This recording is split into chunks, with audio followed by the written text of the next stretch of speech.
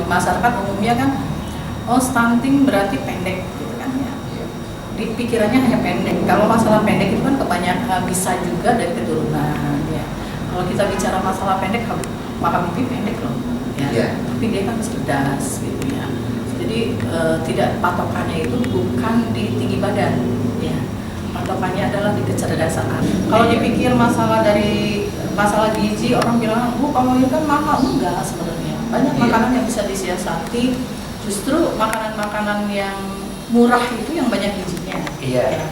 Kadang mereka itu kalau yang namanya bergizi itu daging, ayam, enggak. Tempe, tahu, itu sayuran. Justru gizinya itu lebih tinggi daripada daging ayam. Ya, Assalamualaikum warahmatullahi wabarakatuh. Waalaikumsalam warahmatullahi wabarakatuh. Ya, kembali lagi di channel kami Bersinau. Kali ini kita dapat kedatangan tamu spesial lagi. Selamat datang Ibu Sri Ratna Istiqomah SIP. Selamat datang Ibu di channel kami. Baik, selamat datang juga. Selamat datang. Terima kasih Mas atas undangannya. Alhamdulillah bisa hadir di sini. Ibu punten, ini kesibukan kalau untuk sekarang ini kegiatan Ibu apa saja ya? Kegiatan kita tentu kalau seorang ibu pertama di keluarga ya, pertama keluarga. Kemudian yang kedua kita juga ada di sosial. Kebetulan saya di Aisyah ya, Perempuan Muhammadiyah. Di situ kita banyak sekali program-program yang kita lakukan. Masya Allah, berarti sibuk banget ya Bu ya? Ya. Ibu rumah tangga juga tapi aktif di organisasi juga gitu. Ya alhamdulillah, kebetulan saya itu kan anak-anak juga sudah besar ya, nggak ada sudah pada mandiri semua, jadi banyak sekali waktu yang apa ya, sayang sekali kalau tidak dimanfaatkan itu ketika semua pekerjaan domestik selesai gitu kan. Nah, kemudian kita baru melakukan kegiatan-kegiatan yang berkaitan dengan sosial. Tadi Ibu menjelaskan ini kepada saya juga kepada penonton sedang aktif di organisasi, dan memang di organisasi juga banyak program. Ini barangkali Ibu bisa menjelaskan gitu, ada program apa saja yang sedang Ibu laksanakan untuk sekarang di organisasi. Baik, terima kasih. Kalau untuk Aisyah kebetulan kita fokus pada perempuan dan anak ya. Ada beberapa program unggulan di situ, yaitu pertama di pendidikan, kesehatan, sosial, dan juga ekonomi. Nah, kebetulan saya adalah wakil ketua membidangi pendidikan dan kesehatan. Untuk pendidikan tentu kami semua tahu bahwa Aisyah memang konsen terhadap pendidikan untuk ke sekolah PAUD ya. Tapi walaupun sebenarnya untuk Aisyah sendiri kita sudah dibebaskan bisa mendirikan sampai ke perguruan tinggi. Tapi untuk di Cirebon kita memang masih ada beberapa kober dan juga PAUD. Kalau untuk kesehatan, kebetulan saya juga membidangi dua, pendidikan dan kesehatan. Sekarang ini kita memang lagi fokus ke masalah stunting, Mas. Karena ternyata data di Kabupaten Cirebon itu angka stuntingnya dalam masa pandemi ini ya cukup meningkat, hampir 30%.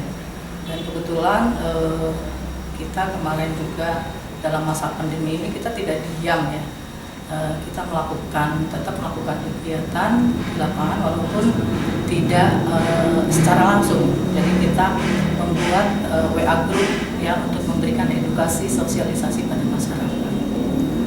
Tentang stunting ini Bu, memang saya juga sempat mendapatkan informasi dari media sosial kalau negara kita jadi bukan sekedar di Cirebon aja Bu yang pernah saya dapatkan informasinya, itu termasuk ke dalam negara yang punya masalah stunting, dan itu memang dibuktikan dengan perbandingan rata-rata tinggi badan gitu kan dibandingkan negara lain, itu karena salah satunya faktor stunting juga.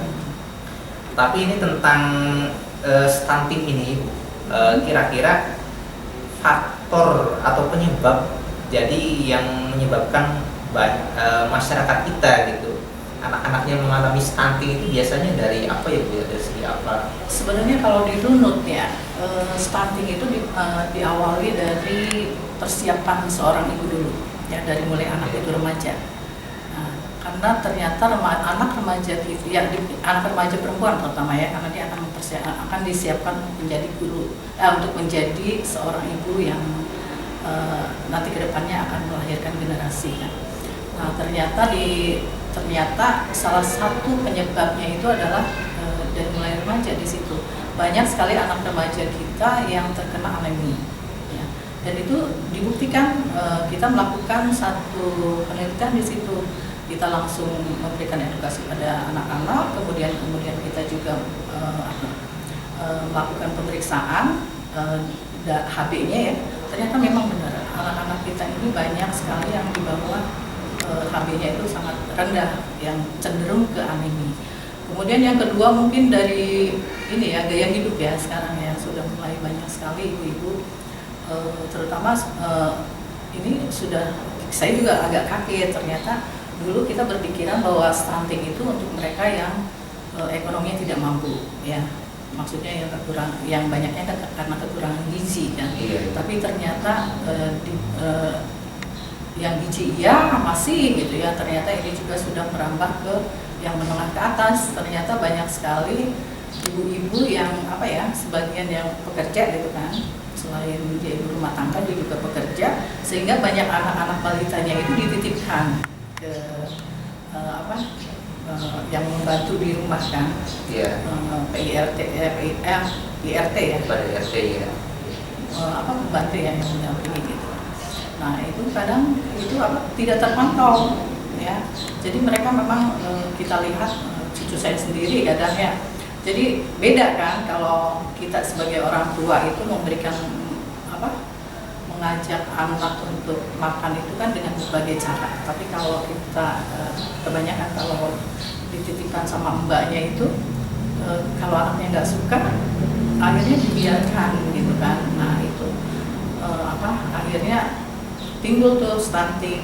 Stunting itu kan ciri-cirinya bukan karena ini aja, karena tinggi badan aja ternyata.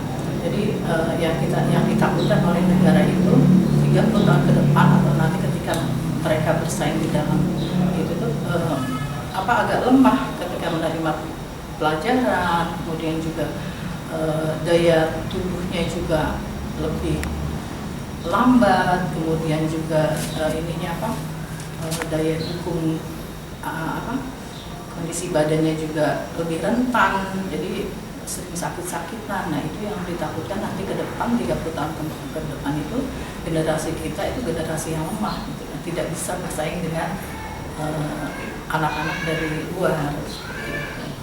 Karena otaknya juga sangat berpengaruh, hampir 35% kecerdasannya itu berkurang. Nah itu yang ditakutkan, makanya semua sekarang ini kebetulan kami juga kemarin diundang oleh dinas masalah stunting. Ternyata untuk masalah pencegahan stunting itu tidak bisa diserahkan sepenuhnya pada dinas, karena pada pemerintah Pak. Kalau kemarin itu karena pemerintah juga kan terbatas anggaran dan juga SDM-nya gitu kan. Makanya kemarin diundang seluruh unsur dari aktivis masyarakat, dari akademisinya, kemudian dari akademisi, dari unsur organisasi untuk ikut serta membantu menangani stunting. Kalau diserahkan sepenuhnya paling bisa mereka itu menyelesaikan hanya 20%. Jadi sekarang itu sudah pemerintah itu sudah mulai merangkul organisasi, terutama organisasi yang memang konsen terhadap masalah stunting. Untuk Aisyah sendiri memang kita udah konsen sejak lama ya, karena kita memang fokusnya pada perempuan dan anak gitu. Dari mulai anak itu lahir ya, remaja sampai terus menikah itu kita masih ada pendampingan. Tapi ini informasinya benar-benar menarik ini Bu. Termasuk untuk saya sendiri ini benar-benar sebuah wawasan baru, karena memang sebelum saya ngobrol dengan ibu di sini, itu kan pemahaman saya tentang stunting juga itu baru sebatas kalau efek dari stunting tuh dimulai ketika seorang ibu tuh hamil lah, atau mungkin ketika anak tuh lahir karena kekurangan gizi, dan kekurangan gizinya itu karena faktor ekonomi. Dan ternyata persiapan supaya anak ini tidak stunting justru malah jauh-jauh hari dari masa remaja, tidak sekedar dari pranikah ya Bu ternyata. Iya, iya. Jadi dari remaja itu ketika anak perempuan itu sudah mulai menstruasi, nah kan udah mulai case kesehatan reproduksi itu harus sudah mulai diperhatikan, karena nanti kedepannya itu mereka ini ya akan melahirkan generasi kita nih yang unggul, diharapkan yang unggul ya. Kalau anak-anaknya sudah lemah, ibu-ibunya itu sudah lemah di awal gitu kan, karena yang anemi itu ternyata resiko tinggi ketika melahirkan ya, bayinya akan berat badannya berkurang, kemudian juga bisa dari asupan gizinya ya, karena masih belum siap ya. Nah kita juga yang ditakutkan kan ke remaja itu, apalagi kalau ditambah dengan pernikahan dini nih, waktunya itu belum pas gitu ya.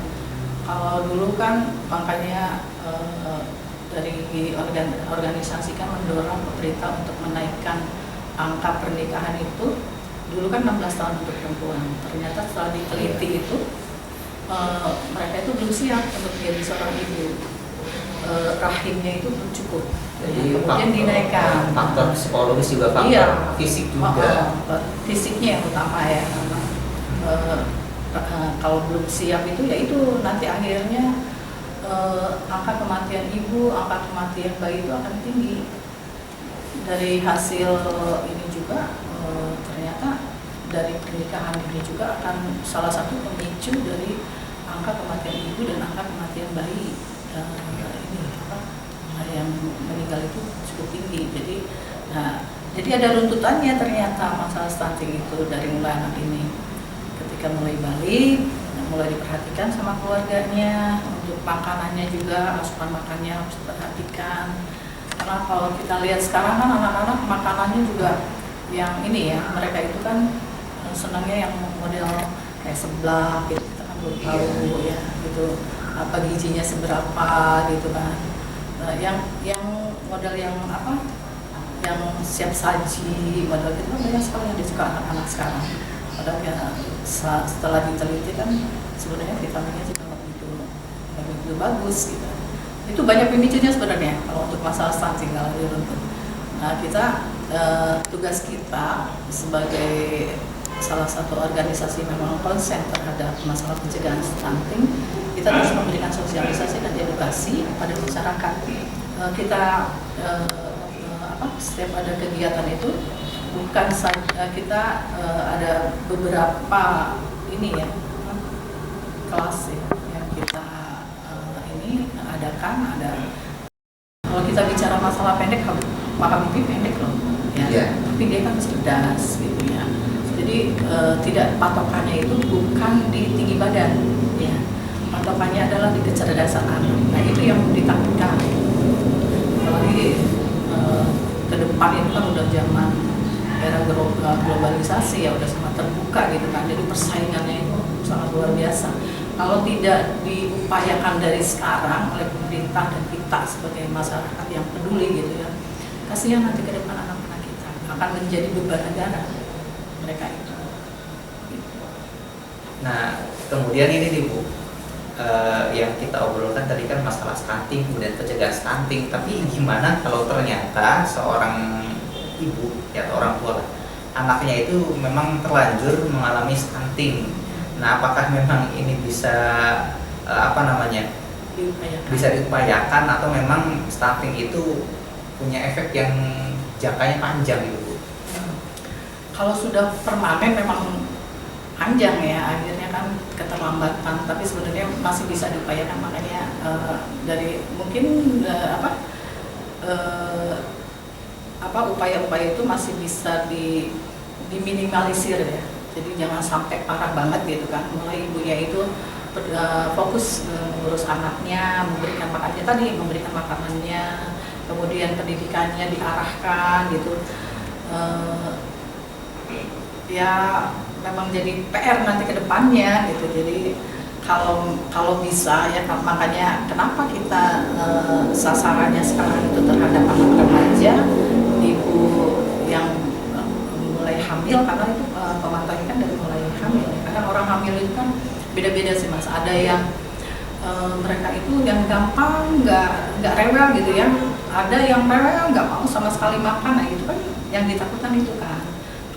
Kalau kitanya yang sebagai keluarga tidak ikut mendampingin, kadang orang males ya udah diem aja. Tapi kalau kita yang ngerti gitu kan, ya kita upayakan diberi apalah gitu kan, ditambahin apa, jika diusahakan. Nah itu penjagaannya memang dari mulai situ, dari mulai ketika hamil, kemudian harus periksa ke dokter minimal itu 3 kali dalam 9 bulan itu sampai melahirkan minimal itu. Kontrol, konsultasi, kalau ada masalah-masalah apa segera gitu kan. Kadang ibu-ibu itu males ya, kita lihat juga males untuk kalau ada merasa nggak enak gitu tuh, dia lebih utama memperhatikan keluarganya daripada dirinya. Nah itu kita coba edukasi mereka bahwa ibu jangan dianggap main-main. Ketika ibu udah mulai hamil berarti ada janin yang memang harus diperhatikan benar ya. Kita takutkan yang itu nanti ketika lahir, kalau masuk dari mulai kelas untuk anak remaja, kelas ibu hamil, kemudian ada juga kelas ibu menyusui. Kita berharap bahwa edukasi terkait dengan masalah kesehatan, gizi, terus kemudian PHBS apa itu, mereka bisa memahami itu, karena ini adalah salah satu untuk masalah pencegahan stunting. Nah kemudian ini Bapak sih ini juga informasi baru juga gitu kan. Kalau memang sebelumnya pemahaman saya tentang stunting itu juga hanya sebatas di masalah fisik, tapi ternyata di daya pikir atau kemampuan otak juga. Nah jadi kira-kira nih Bu, untuk seorang ibu yang sudah mempunyai anak gitu kan, indikasi atau tanda-tanda nih kalau seorang anak itu mengalami stunting atau rawan mengalami stunting seperti apa, dan kemudian apakah stunting ini juga hanya terjadi pada balita saja atau memang bisa terjadi juga gitu ke anak-anak yang di atas 5 tahun atau bahkan di usia remaja? Kalau stunting memang dilihatnya itu dari anak pertumbuhannya, dari mulai lahir, kemudian kan di situ ada, kalau di posyandu mungkin sudah ada buku kan, dipantau di situ. Jadi anak sekian bulan sudah bisa apa, gitu kan. Nah kalau kita lihat dari tidak ada kenaikan dari situ, nah kita sudah mulai mencuri, harus seorang ibu nih harus mulai curiga, jangan-jangan anak saya termasuk anak yang ini dia kurang gizi gitu. Nah itu kedepannya juga bisa terlihat ya, anak lambat ya, harusnya sudah bisa keluar gigi ternyata belum keluar gigi, harusnya sudah bisa jalan nggak bisa jalan. Kemudian sekarang ini banyak sekali anak-anak yang usia 3 tahun itu masih belum bisa bicara ya, masih susah gitu untuk bicaranya, malah melakukan terapi dan lain. Nah ini salah satu rangkaian itu. Kalau sudah dari awal sudah kita pantau ini sampai umur 2 tahun ya, kalau kelihatan sudah itu kita udah mulai harus fokus terhadap urus anak ini, terus konsultasi ke dokter atau ke bidan gitu kan. Untuk apa sih upaya apa yang bisa kira-kira untuk minimal untuk mengurangi gitu ya, pencegahan itu ya, mungkin dari pola makannya diatur, kemudian juga istirahatnya, terus masalah pendidikan ya, pendidikan anak-anak sendiri gitu kan. Makanya sekarang kan sudah ada kalau di Aisyah kan pendidikan juga udah dari mulai puber usia 3 sampai 4 tahun. Nah itu kan sudah mulai dirangsang gitu kan. Daya imajinasi anak itu di situ. Kelihatan Mas kalau udah mulai stunting, kalau udah gede justru lebih kelihatan sekali. Anak stunting itu pasti dia akan tertinggal dari teman-teman yang lain, atau terutama dalam ketika sekolah ya, pasti daya pikirnya itu akan jauh. Nah itu yang ditakutkan sama pemerintah. Kalau di masyarakat umumnya kan, stunting berarti pendek gitu kan ya. pikirannya hanya pendek. Kalau masalah pendek itu kan kebanyakan bisa juga dari keturunan ya. Kalau kita bicara masalah pendek, Pak Habibie pendek loh ya. Iya. Tapi dia kan cerdas gitu ya. Jadi tidak, patokannya itu bukan di tinggi badan ya. Patokannya adalah di kecerdasan anak. Nah itu yang ditakutkan. Apalagi ke depan itu kan udah zaman era globalisasi ya, udah sangat terbuka gitu kan. Jadi persaingannya itu sangat luar biasa. Kalau tidak diupayakan dari sekarang oleh pemerintah dan kita sebagai masyarakat yang peduli gitu ya, kasihan nanti ke depan anak-anak kita akan menjadi beban negara mereka itu. Nah, kemudian ini nih Bu, yang kita obrolkan tadi kan masalah stunting, kemudian pencegahan stunting. Tapi gimana kalau ternyata seorang ibu ya, atau orang tua, anaknya itu memang terlanjur mengalami stunting? Nah, apakah memang ini bisa bisa diupayakan, atau memang stunting itu punya efek yang jangkanya panjang gitu Bu?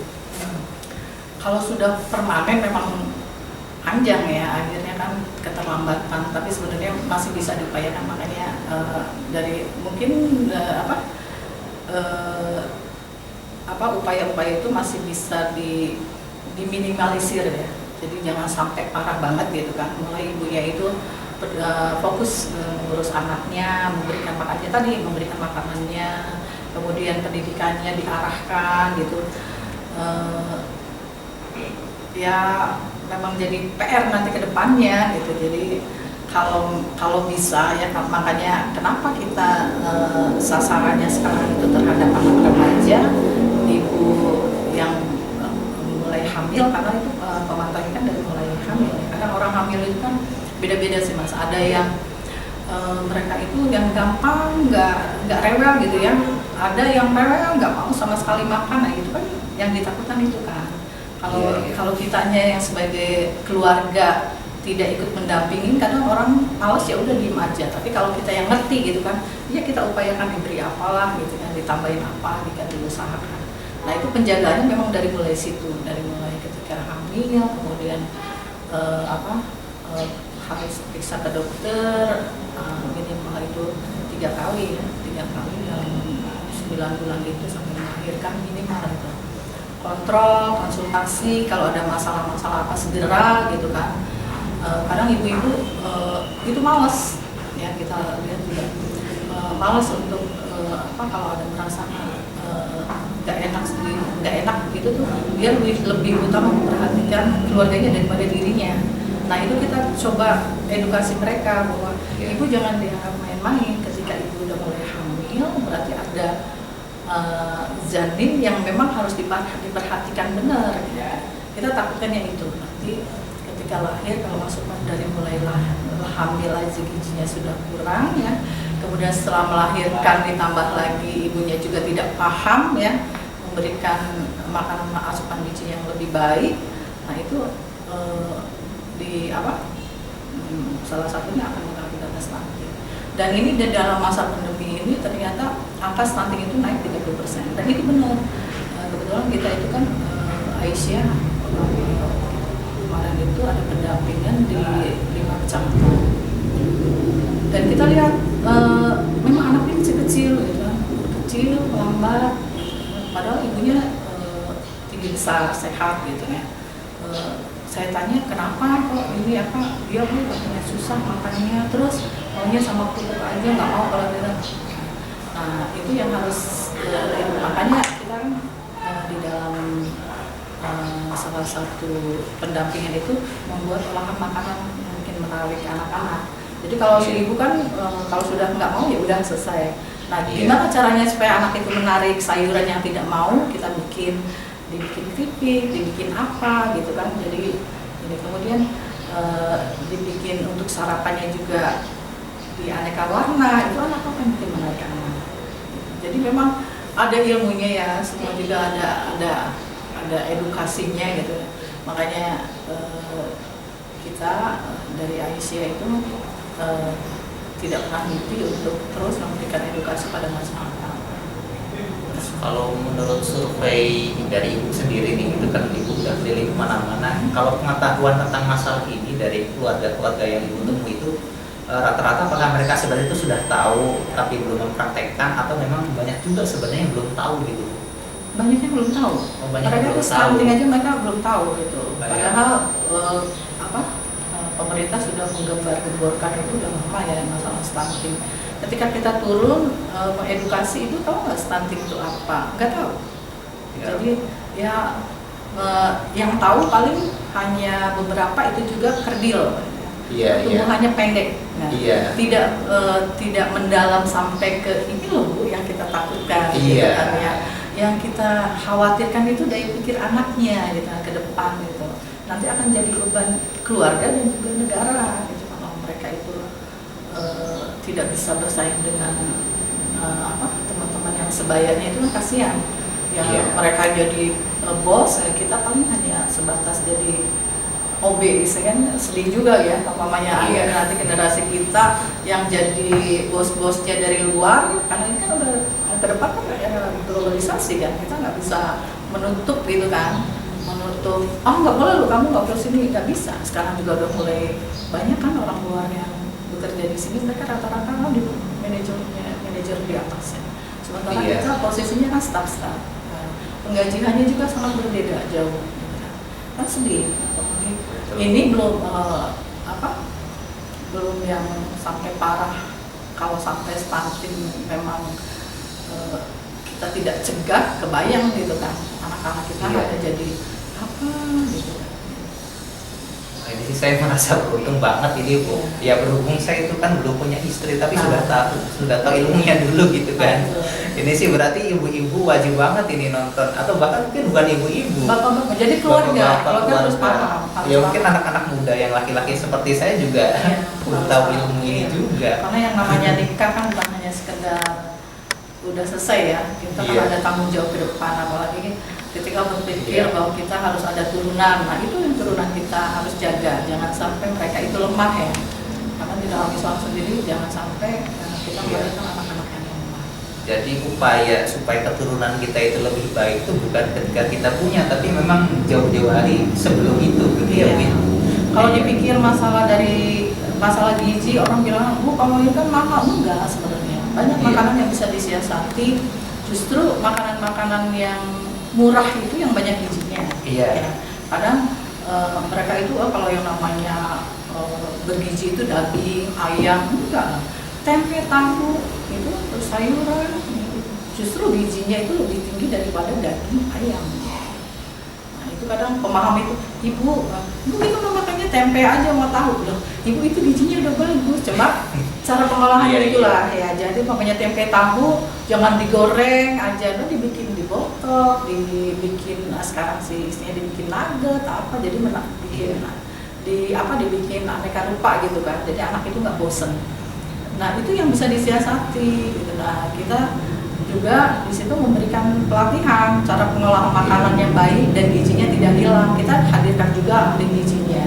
Jadi cara masaknya seperti apa, cara motong sayurnya seperti apa, itu juga ternyata ada ilmunya supaya gizi itu tidak hilang gitu. Masaknya jangan sampai matang banget gitu kan. Kalau terlalu matang nanti vitaminnya hilang. Nah itu ada ternyata ilmu itu ada dan itu kita berikan gitu. Nah di lapangan itu masih banyak yang tahu, pokoknya masak sayur aja gitu kan, nggak dipotong. Harusnya kan sayur kan ada tahapannya, sebelum dipotong di ujung-ujung masih dalam kode itu dibersihin dulu, dicuci, baru dipotong gitu kan. Jadi sayur jangan dipotong dulu karena di dalam